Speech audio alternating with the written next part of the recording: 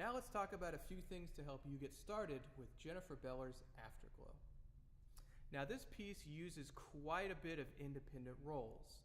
So like we've talked about previously, we want to make sure that we're using a pure rotation of the forearm in order to create these rolls.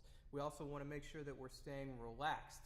As we get a little more and more tense, the rolls start to stop sounding like rolls and more just like 16th notes or 32nd notes or whatever note value you want to assign to it. Now, within this piece, you're going to be required to have quite a bit of independence between the hands. Oftentimes, you'll have an independent roll in the left hand and a completely different rhythmic value in the right hand, whether it's 16th notes, triplets, or even other independent rolls. So you want to make sure that you work on these outside of the piece. What I suggest is starting with just an independent roll in either hand.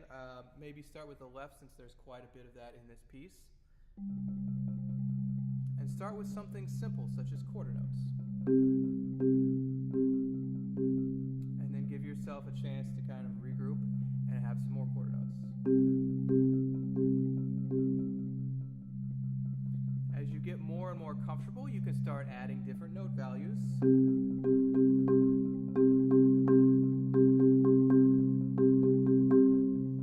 And then you can even start implying different stroke types, such as single independence, single alternating, and so on, and you can also mix them.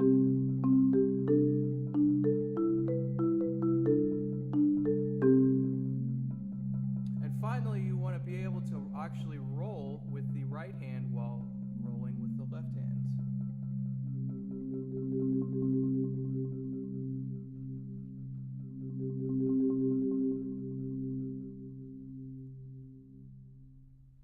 The main thing is you want to start at a place where you know you're going to have a little bit of success.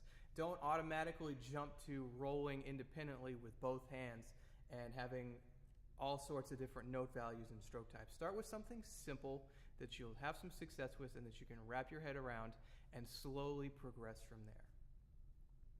Now within this piece, the roll of the rolls, for lack of a better way of saying it, is it lays the foundation for what's going on. Especially in the left hand, you'll have a nice roll and then you'll have something going on top.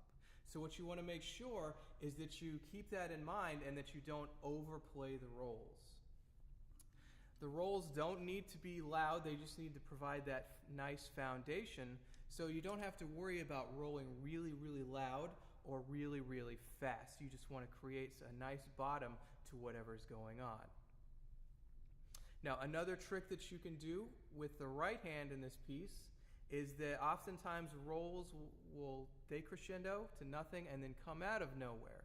So a good way to work on that is by starting with a roll in both hands and then decrescendo the right hand to where it falls out underneath the left and it finishes completely, and then sneak it in under what the left hand is doing.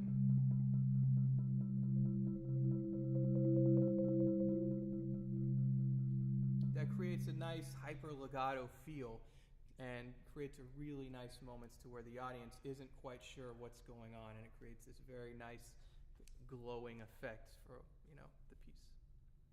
The last thing to talk about is during the rhythmic sections, you want to make sure that the rhythmic sections don't sound static. You want to have nice shapes to all the rhythmic sections, and some of the difficult parts is when we have multiple notes in different techniques within one hand.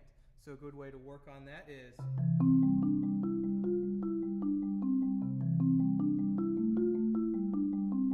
being comfortable with one hand taking the lead while the left hand or the right hand, depending on what's going on, kind of sits out.